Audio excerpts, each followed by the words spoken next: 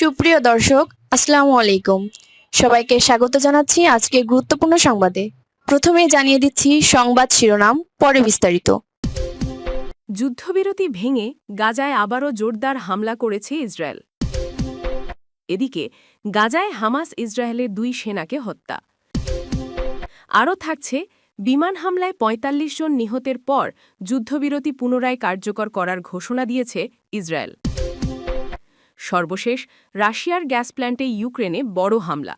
এতক্ষণ শুনছিলেন সংবাদ শিরোনাম, এখন বিস্তারিত। তার আগে ছোট্ট একটি আবেদন। এক মুহূর্ত চোখ বন্ধ করুন। ভাবুন তো, একটা শহর গাজা, যেখানে এক সময় ছিল হাসি, ছিল প্রাণের স্পন্দন, ছিল লক্ষ লক্ষ নিষ্পাপ ফুলের মতো শিশু, আশরাফুল মাখলুকাত, আল্লাহর সৃষ্টির শ্রেষ্ঠ রূপ।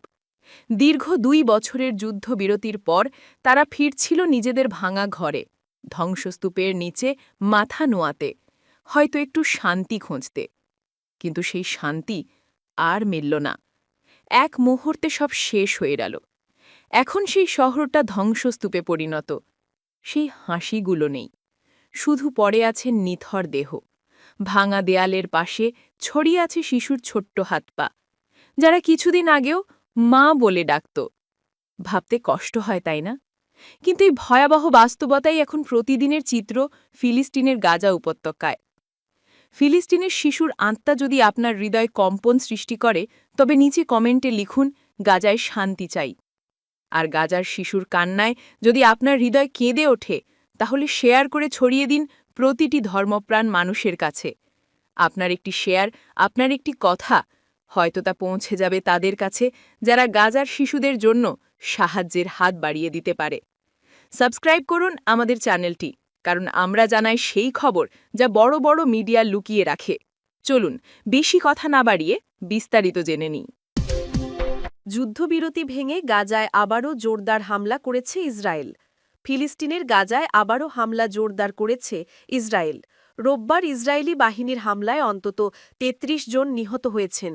সম্প্রতি যুক্তরাষ্ট্রের মধ্যস্থতায় প্রায় 2 বছর ধরে চলা লড়াই বন্ধে যুদ্ধবিরতি কার্যকর হয়। এর ফলে উপত্যকাটিতে স্থায়ী শান্তির আশা দেখা দিয়েছিল। তবে এ ঘটনার পর সে আশা অনেকটাই ক্ষীণ হয়ে এসেছে। ইসরায়েল ও হামাস এই হামলার দায় একে অপরের উপর চাপাচ্ছেন। একজন ইসরায়েলি সামরিক কর্মকর্তা জানিয়েছেন, গাজার একাধিক স্থানে ইসরায়েলি সেনাদের বিরুদ্ধে হামাস হামলা চালিয়েছে। হামলায় রকেট, গ্রেনেড ও স্নাইপার ব্যবহার করেছে তারা। এটি যুদ্ধবিরতির স্পষ্ট লঙ্ঘন।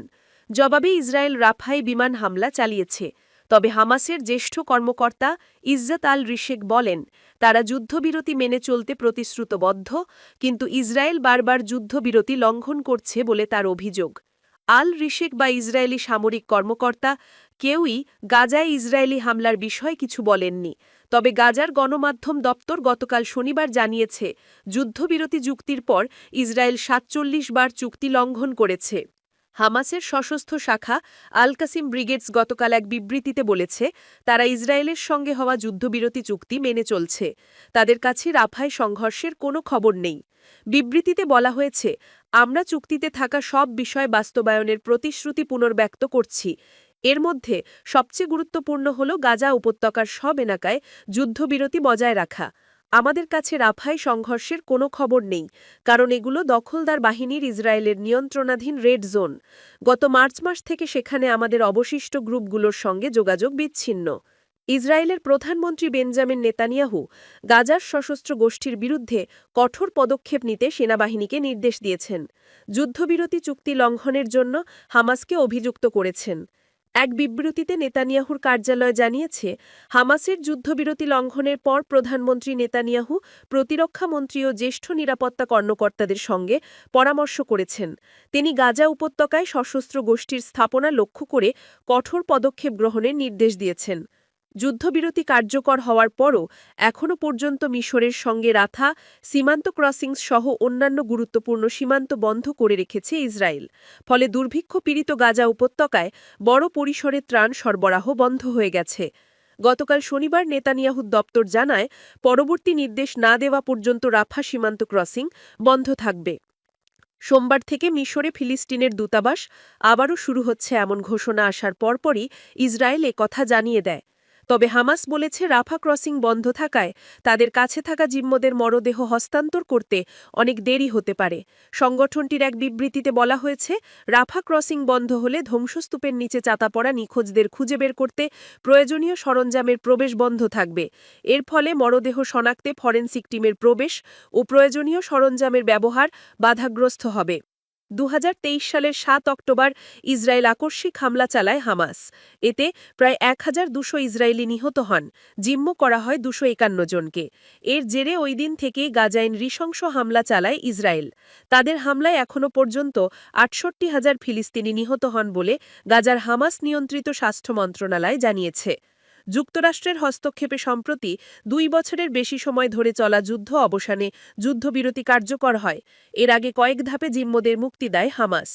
যুদ্ধবিরতি চুক্তি অনুযায়ী হামাসের কাছে থাকা অবশিষ্ট জীবিত ও মৃত জিম্মদের ইসরায়েলের কাছে ফেরত দেবার কথা বলা হয়। বিনিময়ে ইসরায়েলের বিভিন্ন কারাগারে থাকা ফিলিস্তিনিদের মুক্তি দেওয়া হবে। ইসরায়েলি সামরিক বাহিনী জানিয়েছে, এখনও পর্যন্ত 20 জন জীবিত জিম্মকে মুক্তি দিয়েছে হামাস। এখনও হামাসের কাছে 48 জন জিম্ম রয়েছেন। এদিকে গাজায় হামাস ইসরায়েলের 2 সেনাকে হত্যা। ইসরায়েলি সেনাবাহিনী জানিয়েছে, দক্ষিণ গাজায় 2 সেনা নিহত হয়েছেন। নিহতরা হলেন মেজর ইয়ানিফ কুলা 26 বছর এবং সার্জেন্ট ইতাই ইয়াবেচ 21 বছর। একই ঘটনায় সেনাবাহিনীর এক রিজার্ভ সদস্য গুরুতর আহত হয়েছেন। তাকে চিকিৎসার জন্য হাসপাতালে নেওয়া হয়েছে। নিহত ও আহত সেনারা নাহাল ব্রিগেডের 932তম ব্যাটালিয়নের সদস্য। এক প্রতিবেদনে এ খবর দিয়েছে দ্য টাইমস অফ ইসরায়েল। রবিবার ইসরায়েল গাজায় একাধিক বিমান ও স্থল হামলা চালায়, যা চলতি মাসের যুদ্ধবিরতি চুক্তির সবচেয়ে বড় পরীক্ষা হিসেবে দেখা হচ্ছে। সেনাবাহিনী দাবি করেছে, তাদের উপর হামলার প্রতিশোধ হিসেবেই এই অভিযান পরিচালিত হয়েছে। ইসরায়েলি সামরিক বাহিনীর এক বিবৃতিতে বলা হয়, যুদ্ধবিরতি লঙ্ঘনের অভিযোগে গাজায় বিমানবাহিনী, অন্যান্য আকাশযান ও আর্টিলারি হামলা চালানো হয়েছে। হামলার লক্ষ্যবস্তুগুলির মধ্যে ছিল অস্ত্রাগার এবং ফিলিস্তিনি সশস্ত্র গোষ্ঠীগুলির ব্যবহৃত সামরিক অবকাঠামো। দেশটির সেনাবাহিনী দাবি করেছে, হামাসের ব্যবহৃত একটি সুড়ঙ্গকেও 120টি রকেট দিয়ে লক্ষ্যবস্তু করা হয়েছে। অন্যদিকে হামাসের সামরিক শাখা আল কাসাম ব্রিগেড জানিয়েছে, তারা যুদ্ধবিরতি চুক্তি মেনে চলছে এবং রাফা অঞ্চলে কোনো সংঘর্ষের খবর তাদের জানা নেই।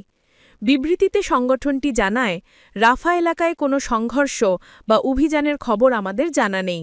ওই অঞ্চল বর্তমানে দখলকারী বাহিনীর নিয়ন্ত্রণে থাকা রেড জোন এবং সেখানে থাকা আমাদের সদস্যদের সঙ্গে যোগাযোগ যুদ্ধ পুনরায় শুরু হবার পর থেকেই বিচ্ছিন্ন।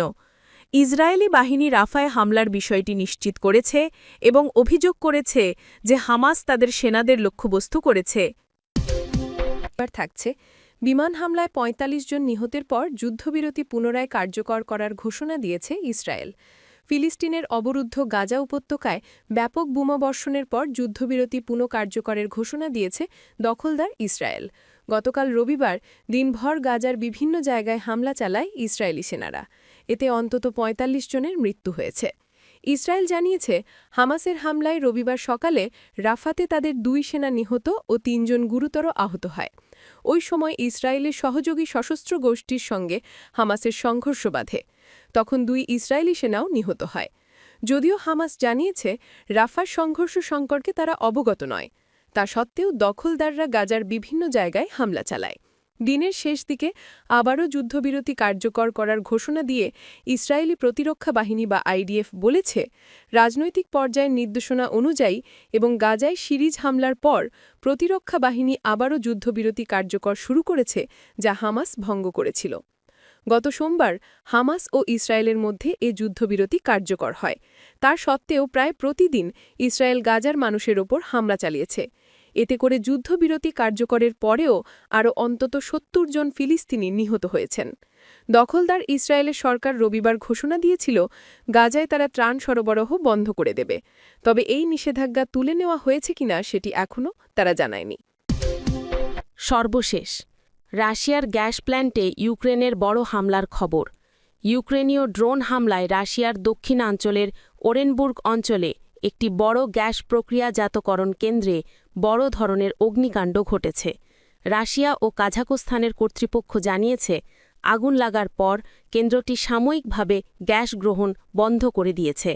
রাষ্ট্রীয় প্রতিষ্ঠান গ্যাজপ্রম পরিচালিত এই কেন্দ্রটি বিশ্বের অন্যতম বড় গ্যাস প্রক্রিয়াজাতকরণ স্থাপনা। প্রতি বছর সেখানে প্রায় ৪৫ বিলিয়ন ঘনমিটার গ্যাস প্রক্রিয়া করে। সর্বশেষ হামলায় এর একটি ওয়ার্কশপ ক্ষতিগ্রস্ত হয়েছে। ইউক্রেনের সামরিক সদর দপ্তর জানিয়েছে, হামলায় কেন্দ্রটির গ্যাস পরিশোধন ইউনিটে বড় ধরনের আগুন লাগে। সাম্প্রতিক মাসগুলোতে ইউক্রেন রাশিয়ার জ্বালানি অবকাঠামো লক্ষ্য করে হামলা বাড়িয়েছে। ইউক্রেন এটাকে বলছে রাশিয়ার যুদ্ধযন্ত্রকে দুর্বল করার কৌশল। অন্যদিকে ইউক্রেনের অভিযোগ, রাশিয়া নতুন ধরনের বোমা ব্যবহার করছে, যা দূরের বেসামরিক এলাকাতেও আঘাত হানতে সক্ষম। খার্কিভ অঞ্চলে রকেট চালিত বোমা ব্যবহার করে রাশিয়া একটি আবাসিক এলাকায় হামলা চালিয়েছে বলে জানিয়েছে ইউক্রেন। রাশিয়ার প্রতিরক্ষা মন্ত্রণালয়ের দাবি, শনিবার রাতে তারা ইউক্রেনের ৪৫টি ড্রোন ভূপাতিত করেছে। অন্যদিকে ইউক্রেন জানিয়েছে, রাশিয়া সেদিন রাতে ৬২টি ড্রোন ছোড়ে, যার মধ্যে ৪০টি প্রতিরক্ষা ব্যবস্থায় ধ্বংস হয় বা পথভ্রষ্ট হয়। এদিকে মার্কিন রাষ্ট্রপতি ডোনাল্ড ট্রাম্প একটি সাক্ষাৎকারে ইঙ্গিত দিয়েছেন, যুদ্ধ বন্ধ করতে ইউক্রেনকে কিছু ভূমি ছেড়ে দিতে হতে পারে। তিনি বলেন, পুতিন কিছু অর্জন করেছেন আর তিনি কিছু রাখতেও চাইবেন। ট্রাম্পের এই মন্তব্য যুক্তরাষ্ট্রের অবস্থান নিয়ে নতুন প্রশ্ন তুলেছে।